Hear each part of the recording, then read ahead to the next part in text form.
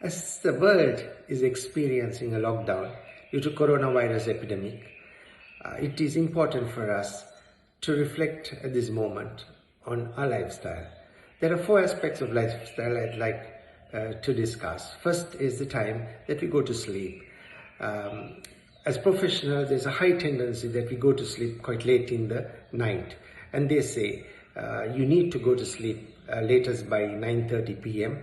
And you have to be virtually sleeping by 10 because your body organs starts repairing during that time. So from your kidney to your liver to the heart to the skin starts repairing, and if you miss that moment, that will never arrive, and over a period of time some of these bad practices lead to very difficult health conditions, and it is very important that we go to sleep early to make sure that we stay healthy. And the second aspect is on getting up. The best of successful people have got up very early in the morning, so it is best that we get up as early as 4 or 4:30. We are up, and when we are up, I think there is certain practices that has to be engaged. Firstly, don't resist the temptation of running into mobile and laptops and computers. Start by having 2 jugs of water. Then it is very important to keep your mind fresh and still. Meditation is a great exercise to do it.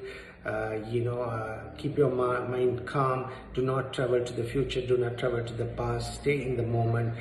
Follow the breath if you like to, but just keep still and thus energize your mind. Yes. Then thereafter, whatever religious background you come from, praying is a great aspect of it. So spend 5 to 10 minutes in saying your prayers to the people who are near and dear to you, and also the people, coronavirus victims that we know and don't know, not only in Sri Lanka but all over the world, to say our prayers for their spirit and their soul. After that is concluded, it is very important to plan your day in compartments, probably of every 3 hours what you want to do, and then follow it up with a very important exercise of seeing, planning for the organization that you work for, the entity which is deriving income to you and your family. And today is the most critical moment possibly of the organization, as most organizations are struggling to survive, and even if not, planning for the organization is a very important aspect that you do.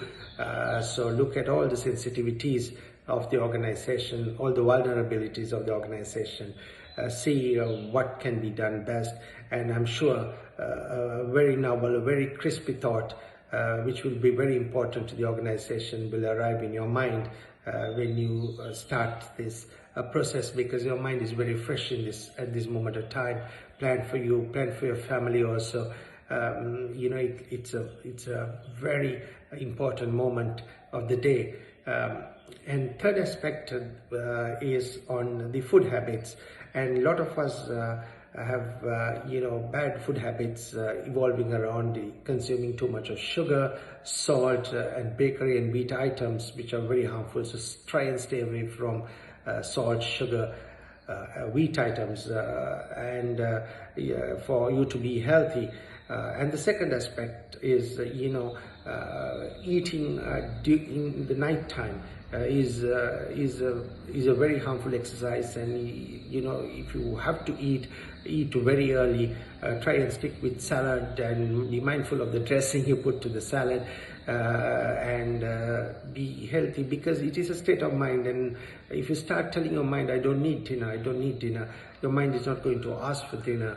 And at a moment like this, it is a great moment for us to reduce the quantity and even the quality aspect, and to be healthy, because what you eat is what you are, and that will define you. So as a result, eating less will have more energy. And there's a whole age-old saying which says, non-consuming food during night time will bring you next to no illness, next to no affliction, lightness, strength, and comfortable abiding. In the evening and after lunch not consuming food will be very helpful. And snacking is a very dangerous exercise. A lot of us, we have a tendency of eating biscuits and other snacks, and snacks are dancing between salt and sugar, when you get used to, the tongue requires it, and as a result it becomes very harmful. So try and stay away with these good health practices. Fourth element is on exercise, and you don't need big spaces, but what you need is regular frequencies of doing things like yoga, exercise, or being to small places where people virtually jog on the same place and exercise and do yoga. This is very important. So in summary, going to sleep early, getting up early, being mindful of your food, and eating less, and not eating 3 white goods, the sugar, salt, and wheat products. And fourth, exercising is very important as professionals.